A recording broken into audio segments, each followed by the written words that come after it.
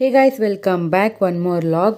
So ಈ ಕಾಲೇಜಿಗೆ ನಾನು ಫಸ್ಟ್ ಸೇರಿದಾಗ 2 ವರ್ಷ ಅದೆಷ್ಟು ಬೇಗ ಆಗೋಗುತ್ತೋ ಅದೆಷ್ಟು ಬೇಗ ಬಿಟ್ಟು ಹೋಗ್ಬಿಡ್ತೀನೋ ಅಂತ ಫೀಲ್ ಆಗ್ತಿದ್ದೆ. ಬಟ್ ಆಗೋಗೋ ಕೊನೆ ಕ್ಷಣ ಬಂದಾಗ ಏನೋ ಕಳ್ಕೊತಿದ್ದೀವಿ ಅನ್ನೋ ಫೀಲು ನಮಗಾಗುತ್ತೆ. ಸೊ ಟೀಚರ್ಸ್ ಮಾಡೋ ಪಾಠಗಳು, ಅವ್ರು ಹೇಳೋ ಜೀವನದ ಪಾಠಗಳನ್ನ, ನಾವು ಮಾಡಿರೋ ಮಿಸ್ಟೇಕ್ಸ್ನ, ಫ್ರೆಂಡ್ಸ್ನ ಮಿಸ್ ಮಾಡ್ಕೋತೀವಿ.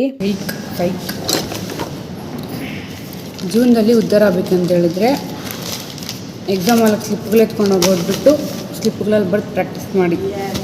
ಅರ್ಥ ಆಯ್ತಲ್ಲ ನಾನು ಏನು ಹೇಳಿದ್ನಿ ಅಂತೇಳ್ಬಿಟ್ಟು. ಅಂದರೆ ಸೊ ಕಾಲೇಜ್ ಮುಗಿತಾ ಇರೋ ಕೊನೆಕ್ಷನ್ ಬಂದಾಗ ತುಂಬ ಬೇಜಾರಾಗ್ತಿದೆ ಗೈಸ್. ಬಟ್ ಏನೂ ಮಾಡೋದಕ್ಕಾಗಲ್ಲ, ಪ್ರತಿಯೊಬ್ಬರ ಲೈಫಲ್ಲೂ ಇದೇ ಆಗೋದು.